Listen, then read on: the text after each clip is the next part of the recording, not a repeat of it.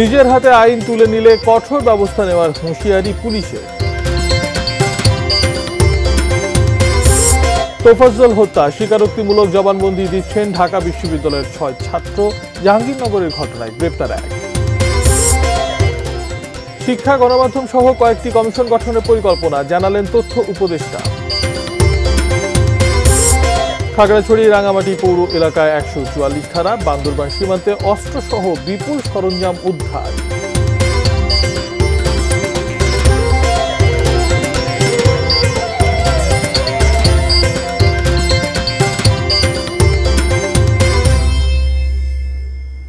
দেখছেন ATN news. দেশের খবরে আপনাদেরকে আমন্ত্রণ জানাচ্ছি, আমি মাশায়েক শশী।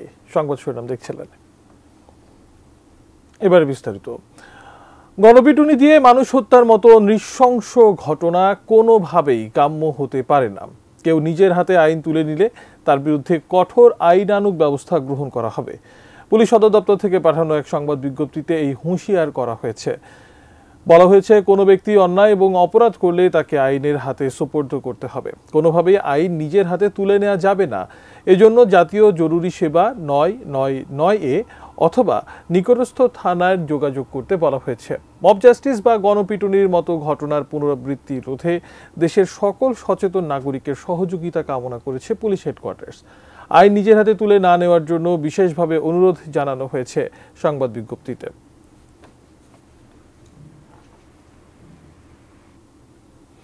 ঢাকা বিশ্ববিদ্যালয়ের ফজলুল হক মুসলিম হলে চোর সন্দেহে তোফাজ্জল হোসেন নামের এক যুবককে পিটিয়ে হত্যার ঘটনায় গ্রেপ্তারকৃত 6 শিক্ষার্থী আদালতে স্বীকারোক্তিমূলক জবানবন্দি দিচ্ছেন। দুপুরে তাদের ঢাকা মেট্রোপলিটন ম্যাজিস্ট্রেট আদালতে নেওয়া হয়েছে। এর আগে রাতভর ঢাকা বিশ্ববিদ্যালয়ের ওই 6 শিক্ষার্থীকে জিজ্ঞাসাবাদে তাদের দেওয়া তথ্য যাচাই বাছাই করছে শাহবাগ থানা পুলিশ। ওই 6 শিক্ষার্থী হলেন জালাল আহমেদ, মোহাম্মদ সুমন, মুত্তাকিন সাকিন, আল হোসেন সাজ্জাদ, আহসান উল্লাহ ও ওয়াজিবুল আলম। গত বুধবার সন্ধ্যায় ফজলুল হক মুসলিম হলে ঢুকলে কয়েকজন শিক্ষার্থী তোফাজ্জলকে চোর সন্দেহে জিজ্ঞাসাবাদ করেন এবং এক পর্যায়ে তাকে ভাত খাওয়ান। এরপর ওই শিক্ষার্থীরা রাত 10টা থেকে শুরু করে 2 ঘন্টা তাকে মারধর করেন। প্রক্টোরিয়াল টিম গুরুতর আহত তোফাজ্জলকে ঢাকা মেডিকেল কলেজ হাসপাতালে নিয়ে গেলে চিকিৎসকরা তাকে মৃত ঘোষণা করেন।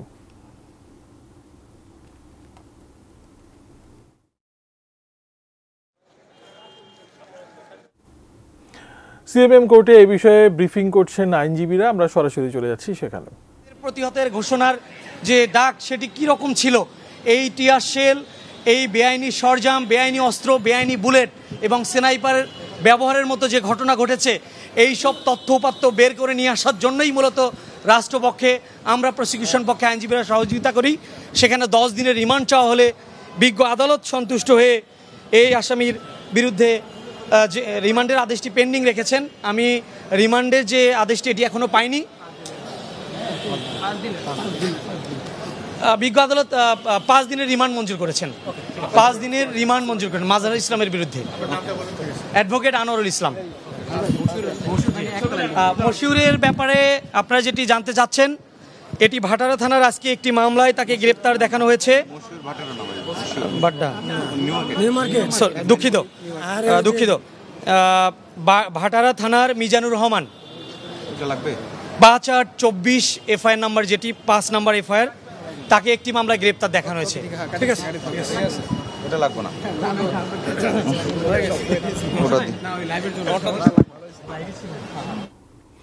জাহাঙ্গীরনগর বিশ্ববিদ্যালয় ছাত্রলীগের সাবেক সাংগঠনিক সম্পাদক শামীম মোল্লাকে পিটিয়ে হত্যার ঘটনায় একজনকে গ্রেপ্তার করেছে পুলিশ। এ ঘটনায় জড়িত থাকার অভিযোগে ইতোমধ্যে বিশ্ববিদ্যালয়ের কর্তৃপক্ষ 8 শিক্ষার্থীকে সাময়িক বহিষ্কার করেছে। গতরাতে ধামরাইয়ের মোকামটোলার নিজ বাসা থেকে ধামরাই সরকারি কলেজ ছাত্রলীগের সাবেক সভাপতি হাবিবুর রহমান হাবিবকে গ্রেপ্তার করা হয়। এর আগে জাহাঙ্গীরনগর বিশ্ববিদ্যালয়ের ডেপুটি রেজিস্ট্রার সুদীপ্ত শাহিন ছাত্রলীগের সাবেক নেতা শামীম মোল্লাকে পিটিয়ে হত্যার ঘটনায় 8 জনের নাম সহ এবং অজ্ঞাত পরিচয় আরও 20 থেকে 25 জনের বিরুদ্ধে আশুলিয়া থানায় মামলা দায়ের করেন। গত বুধবার সন্ধ্যায় জাহাঙ্গীরনগর বিশ্ববিদ্যালয়ে শামীম মোল্লাকে পিটিয়ে হত্যা করে একদল শিক্ষার্থী। নিহত শামীম মোল্লা বিশ্ববিদ্যালয়ের 39তম ব্যাচের ইতিহাস বিভাগের সাবেক শিক্ষার্থী।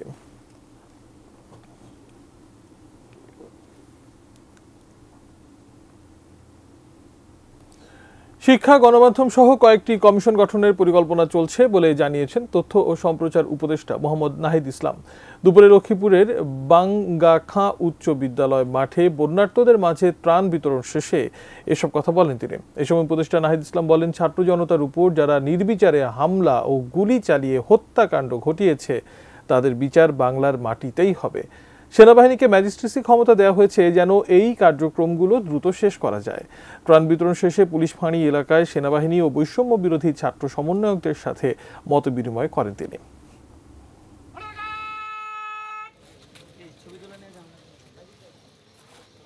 এবং গণমাধ্যম সহ আরও কিছু সংস্থা কমিশনের পরিকল্পনা রয়েছে। এই কমিশনগুলো অংশীজনের সাথে আলোচনার মাধ্যমে, অভিজ্ঞ এক্সপার্টদের সাথে আলোচনার মাধ্যমে রূপরেখাটি তৈরি করবে। ফ্যাসিস্টদের বিচার এই বাংলার মাটিতে হবে, সে যেই হোক না কেন।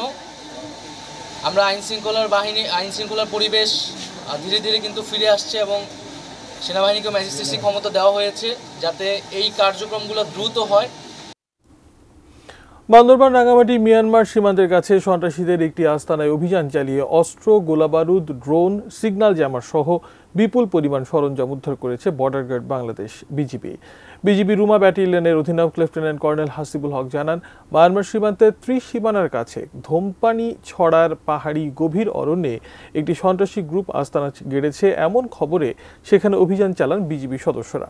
বিজিবি সদস্যদের উপস্থিতি টের পেয়ে ওই আস্তানা থেকে ফাঁকা গুলি ছুড়ে পালিয়ে যায় সন্ত্রাসীরা। পরে ভোররাতে আস্তানা ঘেরাও করে অভিযান চালায় বিজিবি। অস্ত্র সরঞ্জামগুলো কুকি চীন ন্যাশনাল ফ্রন্ট KNF এর হতে পারে বলে ধারণা করছে স্থানীয়রা। তবে বিজিবির পক্ষ থেকে এ বিষয়ে এখনো কিছু বলা হয়নি।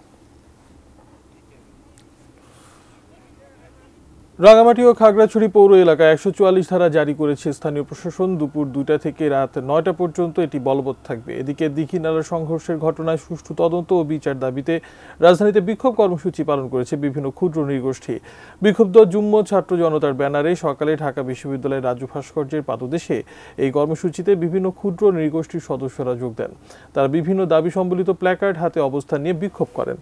সংবিধানে আদিবাসী হিসেবে স্বীকৃতি, পার্বত্য চট্টগ্রাম ভূমি কমিশন কার্যকর এবং পর্যটনের নামে পাহাড়ে ভূমি দখলের প্রতিবাদ জানান তারা। পার্বত্য চট্টগ্রাম আঞ্চলিক পরিষদকে আরও শক্তিশালী করারও দাবি ওঠে সেখানে। পাহাড়ের অধিকার অস্তিত্ব রক্ষার স্বার্থে পাহাড়ে আমরা জীবন দিব। পরিবারবর্গকে যথাযথ ক্ষতিপূরণ এবং আহতদের চিকিৎসা প্রদানের ব্যবস্থা করতে হবে। ভরা মৌসুমেও বাজারে ইলিশের সরবরাহ খুবই কম। যাও আছে তাও সাধারণ মানুষের নাগালের বাইরে। ক্রেতাদের অভিযোগ, সিন্ডিকেটের কারণেই ইলিশের চড়া দাম। তবে বিক্রেতাদের দাবি, সরবরাহ কম থাকায় দাম বাড়তি। জুলাই থেকে সেপ্টেম্বর 3 মাস ইলিশের ভরা মৌসুম। তারপরও চাঁদপুরের বাজারে তেমন দেখা নেই ইলিশের। গত বছরের তুলনায় প্রতি কেজি ইলিশের দাম 300 থেকে 400 টাকা বেশি। ক্রেতারা এজন্য সিন্ডিকেটকে দায়ী করলেও আড়তদাররা বলছেন সরবরাহ কম থাকায় দাম চড়া। আমাদের এখানে কোনো সিন্ডিকেট নেই, আমদানির উপর ডিপেন্ড করে। যদি আমদানি বেশি হয় দাম কমে যায়। স্রোত ও বিরূপ আবহাওয়ার কারণে বরিশালের নদ নদীতেও ধরা পড়ছে না রূপালী ইলিশ। ফলে বরিশাল অঞ্চলের সবচেয়ে বড় পোর্ট রোডের মাছের মোকামেও সরবরাহ কম, দামও বেশি। জাল ছাপতে যায়, পানির কারণে মাছ ওঠে না, পানি কম, মাছ ওঠে না। দ্বীপ জেলা ভোলায়ও একই চিত্র। বাজারে নেই মাছ, যাও আছে সাধারণের নাগালের বাইরে। ইলিশ রপ্তানির এলসি বন্ধ থাকলেও খুলনায় কমেনি ইলিশের দাম। বছর এই সময় আমাদের এখানে প্রায় 100 মনের পরে আমদানি ছিল। এই বছর মনে হয় সারা ঘাটে 15 থেকে 20 মনে বেশি মাছ নাই। এই যে আমাদের এই যে কয়েকদিন আগে বন্ধ দেবে, ভারত তো বন্ধ দেবে না, ওদের বোট ওদের সব কিছু ঢুকে আমার এই সাইডে মাছ মেনে নিয়ে যাবে। সেই কারণে এই বন্ধর পরে আমাদের এই সাইডে ইলিশ থাকে না। সরবরাহ কম থাকায় মোংলার বাজারেও ইলিশের দাম চড়া। খুচরা বিক্রেতারা বলছেন, পরশুর নদীতে আগে ইলিশ পাওয়া গেলেও এখন না পাওয়ায় সরবরাহ কম। তবে পানি কমলে ইলিশ পাওয়ার আশা করছে মৎস্য বিভাগ। প্রচুর বৃষ্টি ছিল, বৃষ্টির পানি নামার সাথে সাথে মাছ উঠবে, খুব দ্রুতই আমরা এখানে মাছ পাবো। জেলেরা সহ আমরা সবাই আশাবাদ ব্যক্ত। বৈরী আবহাওয়ার কারণে মাছ ধরা বন্ধ থাকায় কক্সবাজারে ইলিশের আরও সংকট তৈরি হয়েছে। চট্টগ্রামেও ধরা পড়ছে না পর্যাপ্ত ইলিশ। সাগরে কাঙ্ক্ষিত ইলিশ না পেয়ে হতাশ জেলেরা। ফলে কমছে না দাম। সিঙ্গেলের কারণে মাছ পাচ্ছে না, আর এখন যে মাছগুলো প্রচুর দাম। মৎস্যজীবীরা বলছেন গত কয়েক বছরের তুলনায় এবারই কম ধরা পড়ছে ইলিশ। সামনের অমাবস্যা ও পূর্ণিমায় ঝাঁকে ঝাঁকে ইলিশ ধরা পড়বে বলে আশা তাদের। অক্টোবরে আবার 22 দিনের জন্য বন্ধ হবে সাগরে ইলিশ ধরা। শুক্লা সরকার, ডেস্ক রিপোর্ট, এটিএন নিউজ। বৈষম্য বিরোধী আন্দোলনে গুলিবিদ্ধ হয়ে অঙ্গহানি হয়েছে অনেকেরই। স্বাভাবিক জীবন ব্যাহত হওয়ায় দিশেহারা অবস্থা বহু কিশোর তরুণের। যখন ভবিষ্যৎ নিয়ে অনিশ্চয়তা জীবন, তখনই এগিয়ে এসেছে BRAC limb and brace centre BLBC. বিনামূল্যে কৃত্রিম হাত পায়ের ব্যবস্থা করে বৈষম্য বিরোধী আন্দোলনের নেপথ্য নায়কদের নতুন করে আশার আলো দেখাচ্ছে সংস্থাটি। মিরাজ রাসেলের ক্যামেরায় ওয়ালিউল সাকিবের বিশেষ রিপোর্ট। বৈষম্য বিরোধী ছাত্র আন্দোলনের শুরু থেকেই কঠোর অবস্থানে ছিল আইনশৃঙ্খলা বাহিনীর সদস্যরা। আওয়ামী লীগ সরকার পতনের আগ পর্যন্ত গুলিবিদ্ধ হয়ে নিহত হন অসংখ্য শিক্ষার্থী ও সাধারণ জনতা। প্রাণে বেঁচে ফিরলেও অঙ্গহানিতে পঙ্গুত্বের শিকার হন বহু কিশোর তরুণ। গেল 19 জুলাই বৈষম্য বিরোধী আন্দোলনের সময় মিরপুর 10-এ গুলিবিদ্ধ হয়েছিলেন প্রাইভেট কার চালক মুস্তাকিম। গেল 5 আগস্ট যাত্রাবাড়ি থানা এলাকায় পায়ে গুলি লাগে মাদ্রাসা শিক্ষার্থী জুনায়েদের। গুলির মারাত্মক জখমে শেষ রক্ষা হয়নি, দুজনই হারিয়েছেন একটি করে পা। ফুটপাত দিয়ে হাইটে যাইতেছিলাম, পিছন থেকে পুলিশে হেলিকপ্টার থেকে আপনার গুলি করে। একটা সুস্থ স্বাভাবিক মানুষ ছিলাম, এখন অ্যাক্সিডেন্ট পরে প্রতিবন্ধী হয়ে গেছি। যখন ভাবি যে দেশের জন্য বা জাতির জন্য আমরা পা হারাচ্ছি, তখন এতটা ব্যথা লাগে না, কিন্তু যখন আমি নিজের ভবিষ্যৎ নিয়ে চিন্তা করি তখন তো অবশ্যই নিজেকে খুব দুর্বল মনে হয়। 19 জুলাই বাড্ডার 10ম শ্রেণীর শিক্ষার্থী রিফাত ও 20 জুলাই নারায়ণগঞ্জের মিষ্টি দোকানের কর্মচারী আকাশ গুলিবিদ্ধ হওয়ার পর তাদের পরিণতিও একই। ভবিষ্যৎ নিয়েই যখন ভীষণ অনিশ্চয়তা, তখনই এগিয়ে এসেছে BRAC limb and brace centre BLBC. বিনামূল্যে কৃত্রিম হাত এবং পায়ের ব্যবস্থা করায় আবারও ঘুরে দাঁড়ানোর প্রেরণা পাচ্ছেন অসংখ্য কিশোর তরুণ। আমার পা কেটে ফেলার পরে আর কি মনে হয়েছিল যে এই জীবনটা রাইখা কী লাভ। আমার খুবই পছন্দের একটি খেলা হলো ফুটবল, যেটা পা দিয়ে খেলা লাগে।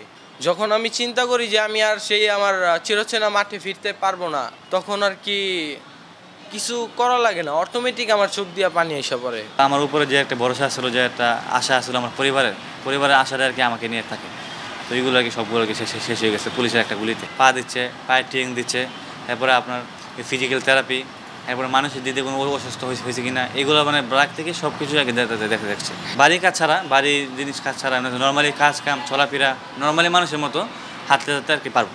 বিএলবিসির এই কর্মকর্তা জানান, বৈষম্য বিরোধী আন্দোলনে রাজধানীতে ক্ষতিগ্রস্ত 26 জনকে প্রাথমিকভাবে দেয়া হচ্ছে উন্নত প্রযুক্তির হাত এবং পা। ক্রমান্বয়ে দেশব্যাপী ক্ষতিগ্রস্তদের এই সেবার আওতায় আনা হবে। যে সর্বোচ্চ প্রযুক্তি বাংলাদেশে এসেছে, সেটা যদি আমরা ওদেরকে প্রোভাইড করতে পারি, এটা দিয়ে তারা একদম স্বাভাবিক হাঁটাচলা করতে পারবে এবং এটাকে কন্ট্রোল করা তাদের জন্য সুবিধা হবে। 5 বছর যাবত এই ট্রিটমেন্টটা তাদের জন্য, সাপোর্টটা তাদেরকে দিব। হারিয়ে ফেলা পা আর কখনোই ফিরে পাবেন না, তবে উন্নত প্রযুক্তির পা নিয়ে নতুন করে স্বপ্ন দেখছেন এসব মৃত্যুঞ্জয়ী মানুষ। আবারও স্বাভাবিক জীবনে ফিরবেন, অন্তত কারো বোঝা না হয়ে বাঁচবেন বাকি জীবন, এমনটাই প্রত্যাশা তাদের। Waliul Sakib, ATN news, Dhaka. কয়েকদিনের অব্যাহত বৃষ্টিপাতে সবজির ভান্ডার খ্যাত যশোরে সবজির ব্যাপক ক্ষতি হয়েছে, সেই সাথে ক্ষতি হয়েছে ধান গাছ ও সবজি চারার। তবে ক্ষতিগ্রস্ত কৃষকদের জন্য প্রণোদনার ব্যবস্থা করা হবে বলে জানিয়েছে কৃষি বিভাগ। যশোর থেকে তামান্না ফারজানার পাঠানো তথ্য ছবিতে ডেস্ক রিপোর্ট। যশোরের ৮ উপজেলার সবকটিতেই কম বেশি সবজির আবাদ হয়। সবজি চাষে দেশ সেরা যশোর, তবে জেলার সদর উপজেলার চূড়ামনকাটি ৭ মাইল বাড়িনগর এলাকায় বেশি পরিমাণে সবজি চাষ হয়। গত কয়েকদিনের টানা বৃষ্টিপাতে সবজির ক্ষেতগুলো পানিতে তলিয়ে গেছে, ফলে ব্যাপক ক্ষতির সম্ভাবনা দেখা দিয়েছে। বিশেষ করে গ্রীষ্মকালীন পেঁয়াজ, চুইঝাল ও বেগুন গাছের ক্ষতি হয়েছে বেশি। মরার ওপর খাড়ার ঘাড় মতো শীতকালীন সবজির চারাও পানিতে নষ্ট হয়েছে, আবার ধান গাছের গোড়াতেও পানি জমেছে। কৃষকরা চারা খুঁজে পরে পাবে না, খুব সংকট হবে এবছর। শীতকালীন সবজিরও খুব সংকট দেখা দিতে পারে। অতিরিক্ত বৃষ্টিপাতের ফলে আমাদের অনেক ধান গাছ তলিয়ে গেছে, পাশাপাশি অনেক তরিতরকারির আবাদ ঘাটও তলিয়ে গেছে। বৃষ্টিপাত অব্যাহত না থাকলে এই ক্ষতি কিছুটা হলেও পুষিয়ে নেওয়া যাবে বলে জানিয়েছে কৃষি বিভাগ। যদি বৃষ্টি সামনে না হয়, প্রাকৃতিক দুর্যোগ যদি না হয়, তবে আমরা আশা করছি যে এটা রিকভারি করবে। আর আমরা কৃষি মন্ত্রণালয় থেকে অলরেডি কৃষকদের প্রণোদনা ঘোষণা করছে। আমাদের যশোর জেলাতে আগাম শাকসবজি চাষের জন্য প্রায় 5,000 কৃষককে প্রণোদনা দিয়েছে। Saikat Dasgupta, desk report, ATN news. এই ছিল দেশের খবর। সঙ্গে থাকার জন্য ধন্যবাদ।